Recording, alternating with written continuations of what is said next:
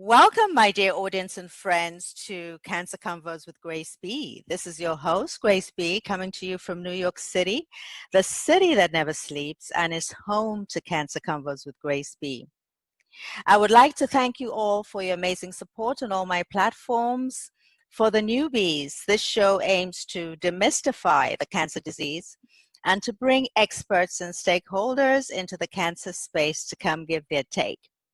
Now, like I always harp, don't procrastinate on your medical checks because until there's a cure, prevention is the cure. Now, in this episode, I have a wonderful lady who is, in every sense of the word, a survivor. We will be discussing oral cancer with her today. She is an author, an off-Broadway performing artist. She's a motivational speaker. She's a patient advocate. She's everything combined. So without spilling too much of the beans, without much ado, I will be welcoming Eval Grayzel to the show. Welcome, Eva, and so happy to have you here. Thanks, Grace. Appreciate it. That's nice. So let's go straight to the show and hear a bit about you before we go straight into the conversation. Please let us and let our audience know a bit about you, your background. Sure, thanks. I was a performance artist. I was performing in schools across the country, loving my work as an interactive storyteller. And I had a sore on my tongue. It didn't go away. And after about 8 weeks, I went to an oral surgeon. And he said, it's nothing, but if you want us to take it off, we can take it off. I said, great, just take it off. 2 days later, I was fine. 2 weeks later, the receptionist calls me and tells me my biopsy was negative. I thought to myself, what on earth could they be looking for in a biopsy of the tongue? She said, you have nothing to worry about. I said, great. So 2 years go by. And then this sore comes back on my tongue. Wow. I go back to the oral surgeon 8 weeks later, and he says, look, your biopsy was negative. It was nothing. This is nothing to worry about. So they treated me for 9 months for trauma, for biting my tongue, for sharp teeth, for talking too much. And then I got this excruciating earache because the tumor was now sitting on a nerve to my ear. I go to my general doctor who gives me 10 days on antibiotics and tells me I have water on my eardrum. And then I finally went back to the oral surgeon demanding answers. And he said, I guess the next step is another biopsy. And I thought, are you guessing about what to do for me? Mm-hmm. So I got home and I called up a family friend in New York City. I was in Pennsylvania. And he was a plastic surgeon specializing in cleft palate. So I thought he'd know what's going on in my mouth. Yeah. He said he had no idea, but had I been to a major medical center? Grace, I didn't even think of it. Oh, wow. So hang on there. How old were you at this time? I was 33. Right. And so a day before, I want to take you back to the day before you got this diagnosis. What was your life like? I wasn't eating normally. I wasn't sleeping normally. It was hard to speak. I knew that my life was really getting difficult. And I just was so frustrated that these dental professionals didn't know what to do for me. But the fact is I never smoked. I rarely drank, and they just kept saying, it's nothing, it's nothing, it's nothing. But actually, something suspicious in a non-smoker, non-drinker has a higher risk of, a higher level of suspicion. Yeah. Because I'm not irritating my oral tissues with alcohol and tobacco. Mm-hmm. Mm-hmm. So instead of saying to themselves, she's young, she's never smoked, it's nothing, they should have said, she's young, she's never smoked. Why isn't that thing going away? Exactly. Just to go back a bit, your family, did you have any family or do you have any family members that have been diagnosed with cancer in the past? Yes, not a lot. but what I had is completely unrelated to Yeah. what anybody else had. There's just no connection. Mm-hmm. Mm-hmm. So, with all this happening, please walk us through your interventions after the diagnosis, and they were back and forth with all this. What actually came to pass? Well, after I found out that I was in a late stage of oral cancer, I went into shock. I didn't hear anything. Wow. All I remember is my mother drove me home and she said, "You have 2 weeks to plan for this." And we celebrated our daughter's 5th birthday party.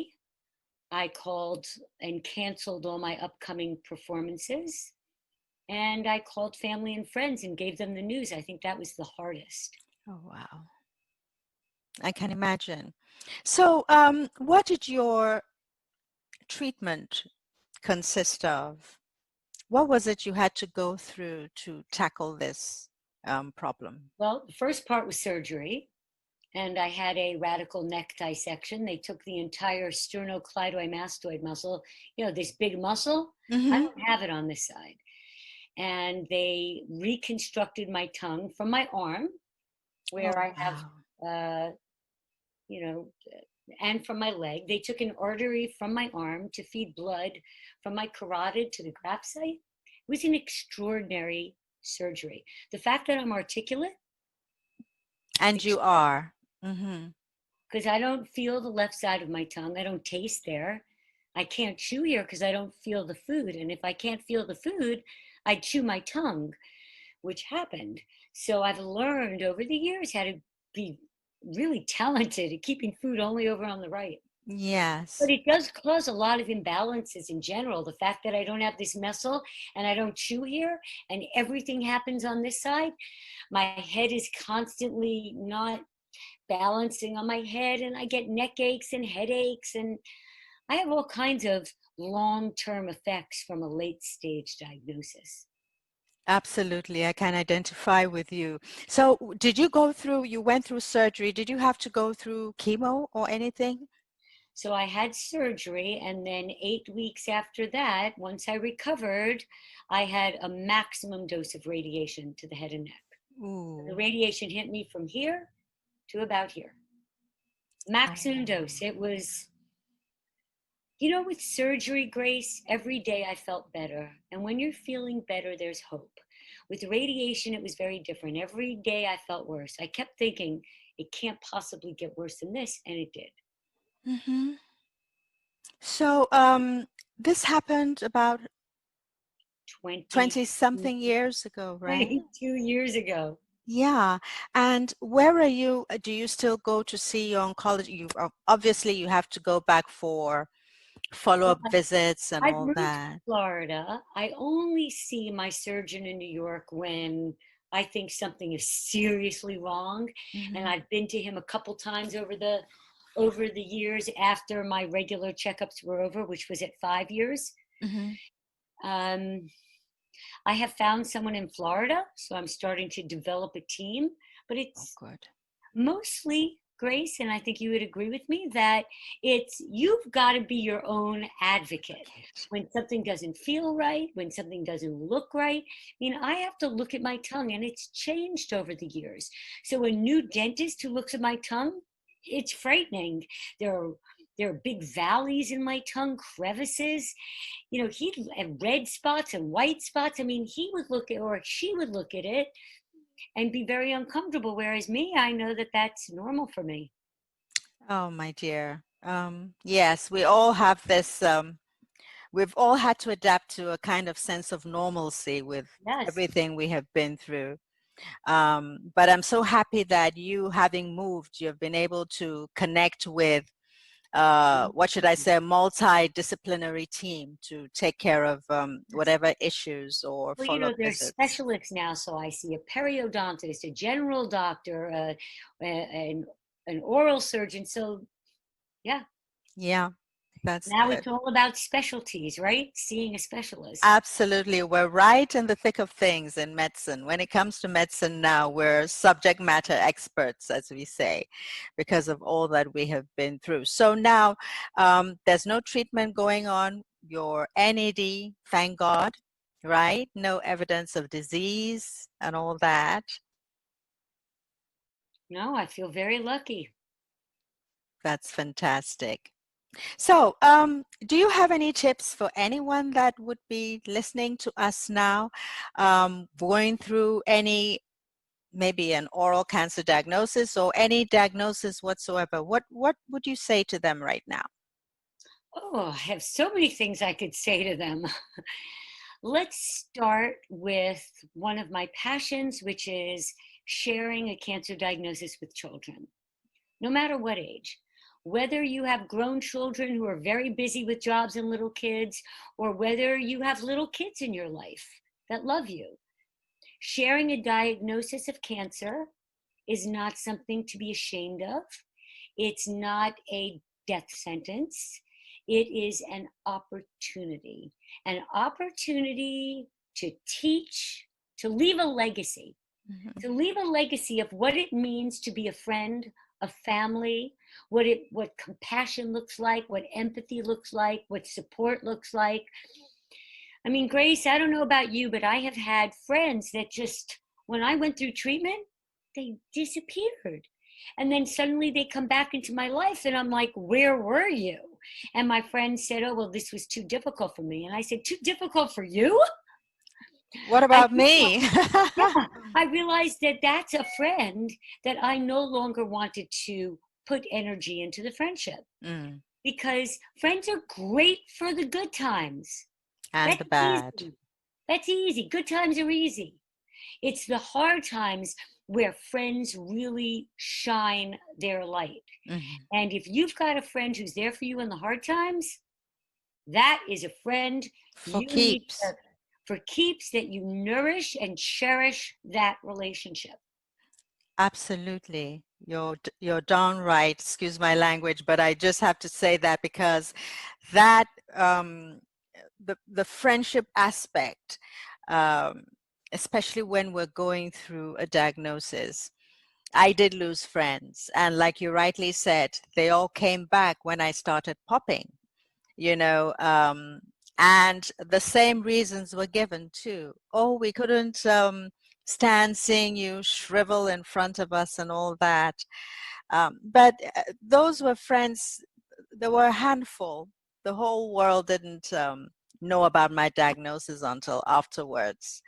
But the ones that I took into, that I hold dear, um, yeah, I got disappointed a bit of sometimes, but we still stand. It's a lesson, right?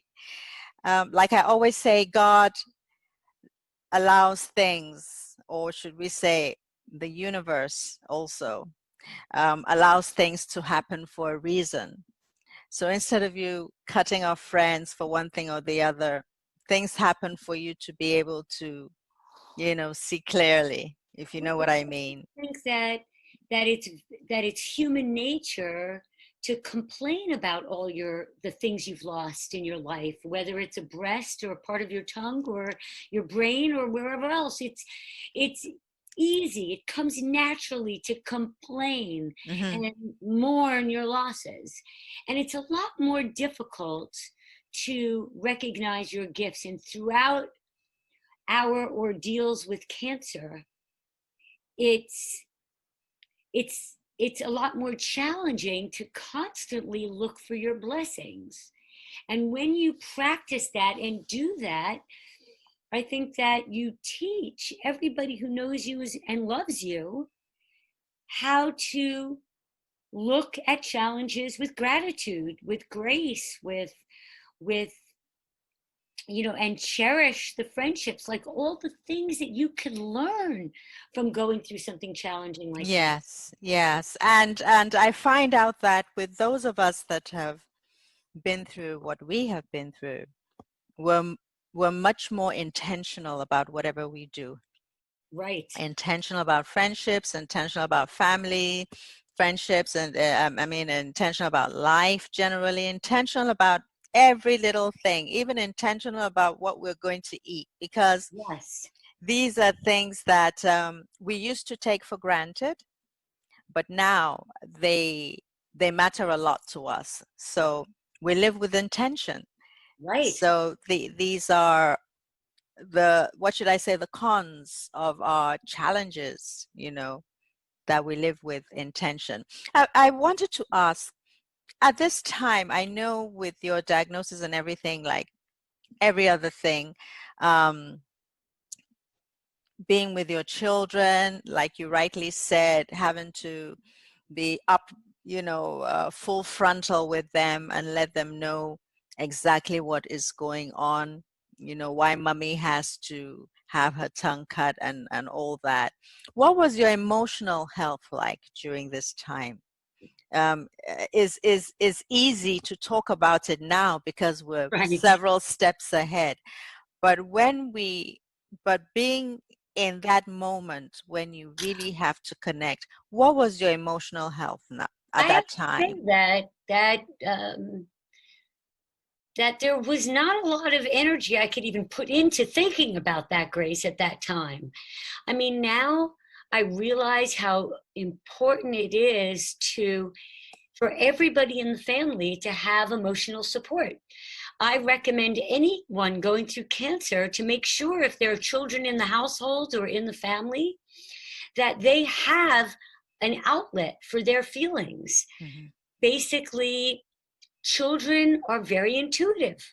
Very. They know more than you think they know. Hmm. They hear the phone calls, they feel the tension, they hear the tears, the whispering, they get it. So rather than exclude them from this family ordeal by actually including them, what you're doing is you're giving them a chance to turn towards the person with cancer with empathy and support, as opposed to turning away in apprehension and fear. Absolutely. And it's a kind of positive lesson, I would say, for them. Empathy, which they don't teach anywhere, Right. because empathy is felt, is experienced based on, uh, challenges, journeys, experiences. And it also, by including them, it also gives them that sense of, worth. Okay, my parent is going through this, so this is expected of me. Do you understand? Yep. Kind of sense of responsibility.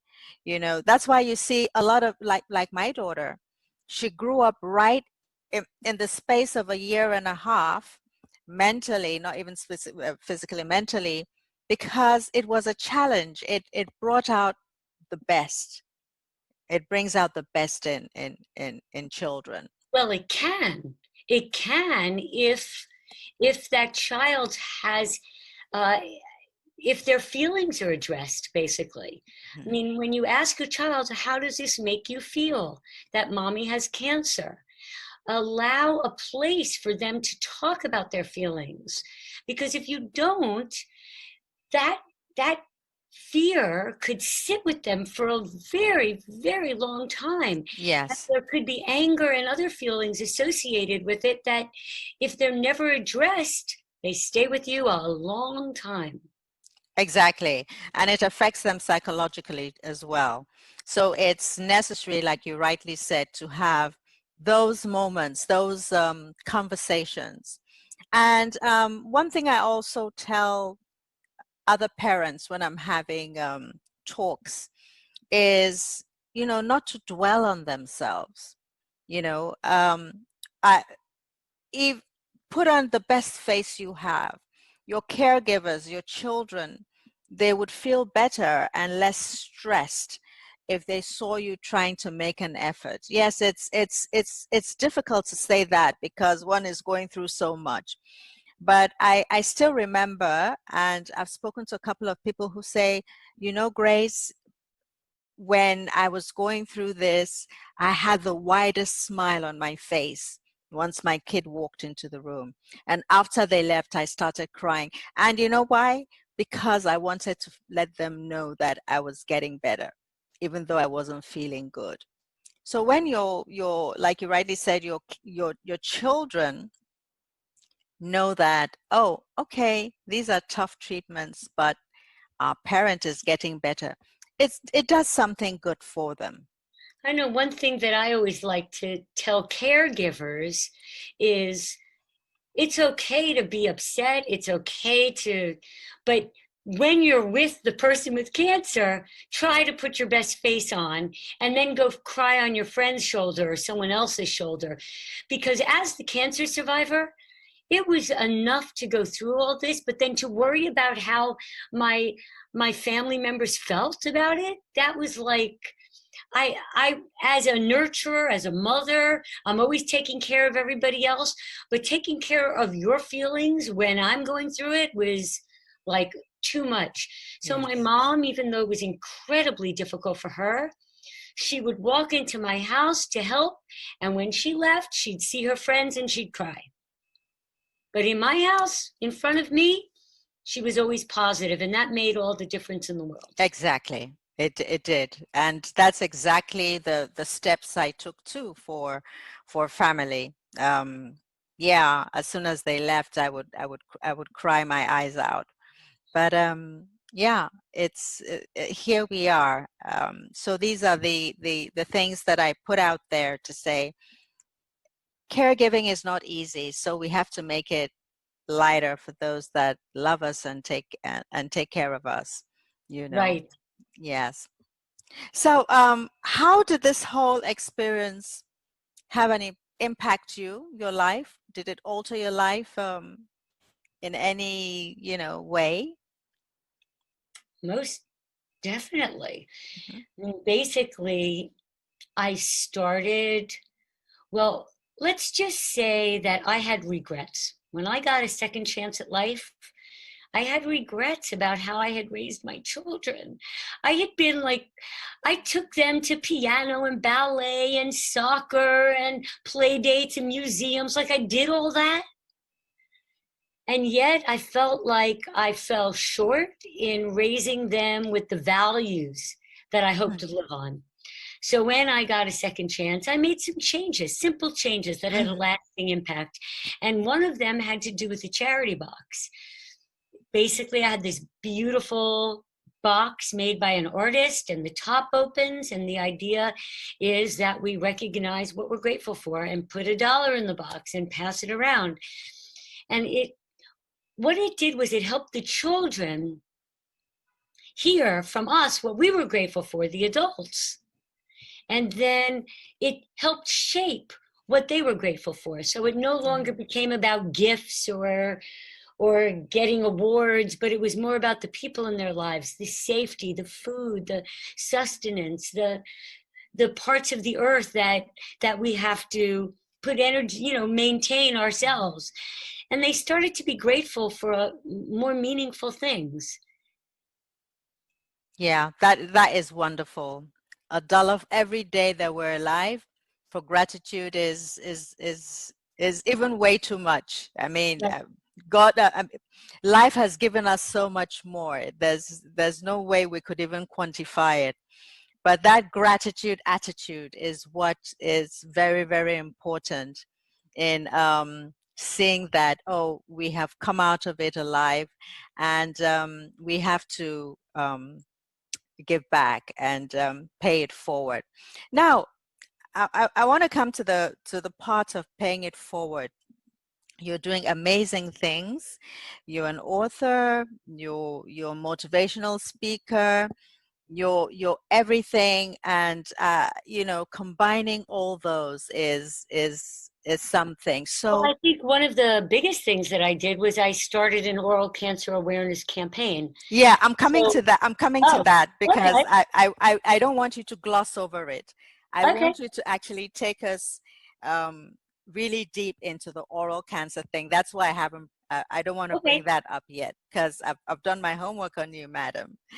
So, eh, how is it? What is your driving force first? What gives you the energy to do all that you are doing? What is it? What is the pull? Should I say what is I your think pull? so that what happened to me doesn't happen to other people. Hmm.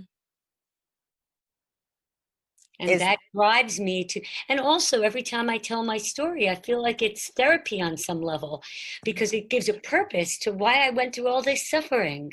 exactly, exactly. And then, what is one thing that you wish you had known at the beginning of your journey? I wish I knew you could get cancer in the mouth. I never knew that. I was illiterate, ignorant. Yes, I know. So, If I knew about it, I could have at least been diagnosed early instead of late. So any cancer, I think, diagnosed early is a lot more survivable than cancers diagnosed at stage 4, which is what I was. exactly. That was a late stage. And, like you spoke about at the beginning, the symptoms and all that and the back and forth, which actually caused a delay because you didn't get your cancer diagnosis until months after, right? Right. So what would you like to change about healthcare as regards that experience that you had? Well, I would like to change the level of education. I feel that healthcare providers, especially dental professionals, need Hmm. to educate about the signs and symptoms of oral cancer. I mean, Grace, have you gotten an oral cancer screening when you've gone to your dental checkup? Never, never. So your story hit, really. Even to this day, you have never gotten one? That's when you may be getting it and not know it. Oh, you Because mean a scan in my mouth when I go the to the screen, dentist, right? yes. No, I wouldn't say a screen. You have when your lower and upper jaw, you have the scans, you look at No, it no, like an I'm not talking about X-ray. X-rays. No, no, no. I'm talking about when you go to your dentist, Hmm. do they yank your tongue out with a gauze? With a gloss. Gauze, with a little gauze pad, do they yank your tongue out and flip it over and look at the back Oh, lateral? yes, yes, yes, they do. They do that. Uh-huh. And that was like 2 years ago. Okay. 2 years That's ago. part of an oral cancer screening. Right. So my beef is if they're providing the service to you, Hmm. why aren't they educating you about what they're doing?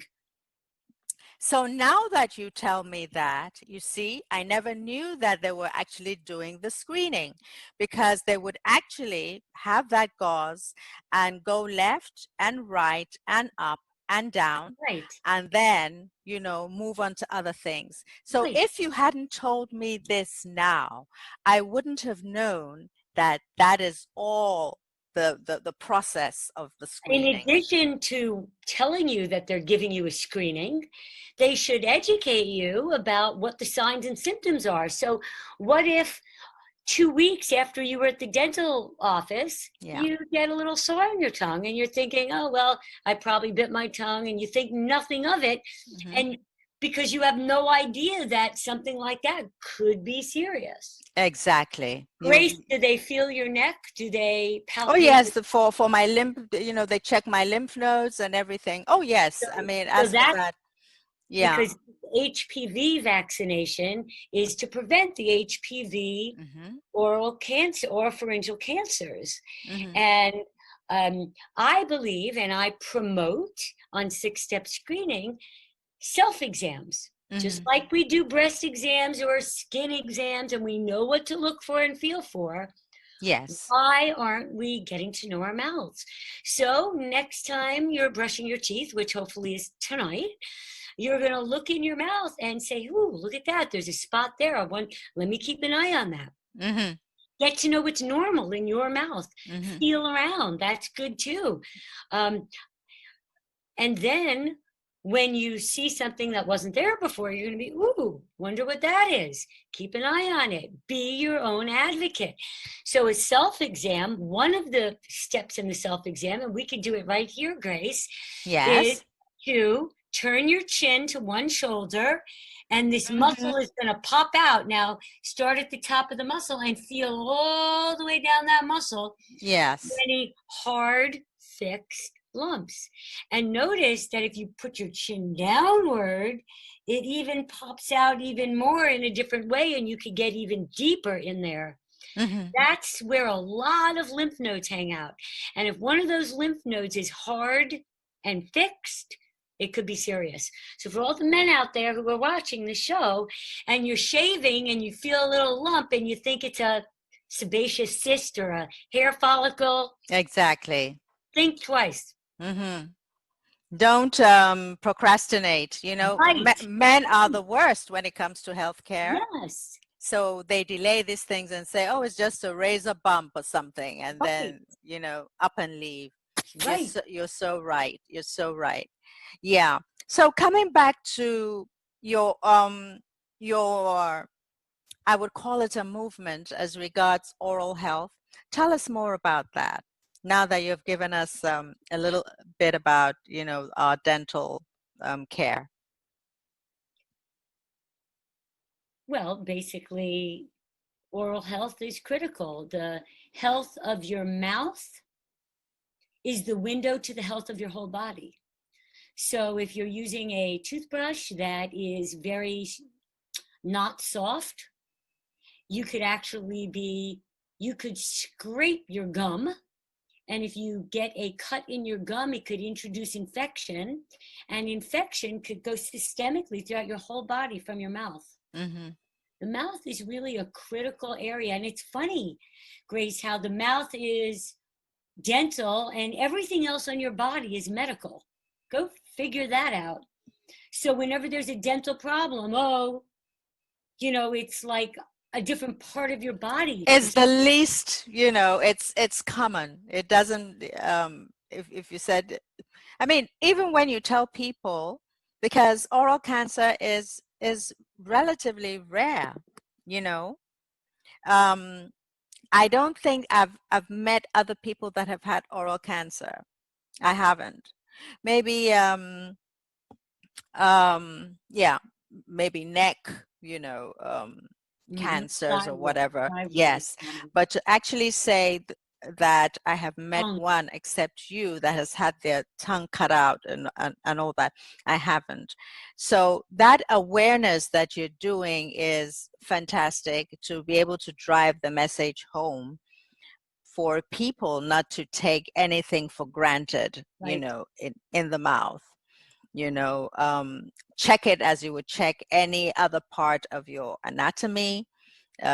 Everything goes into the mouth. We eat, we drink, we breathe, we exhale, that kind of thing. A lot is going on there, and it's complicated actually. So you're doing a great job there. So Can we talk about my book? that's what I'm coming to. So tell us about this book. MC plays hide and seek. It's everything I wished I had for my own children who were 5 and 7 at the time. The resources just didn't thrill me because I think the most important thing this book articulates is how children feel, and how they feel matters. Yes. And if they have a question to ask, it is empowering for children to understand not only what kind of doctors look for cancer and what happens there, that's sort of the intro. And then there's the whole section on feelings and addressing those. And then the last section of the book is empowerment and all the things children can do to help themselves, Mm-hmm. whether it's drawing a picture to express their feelings, writing in a diary, writing a letter to the president, becoming a scientist, learning about cancer cells in your science class. There are so many things children can do to empower themselves. And the more you know, knowledge obviously is power. Mm-hmm.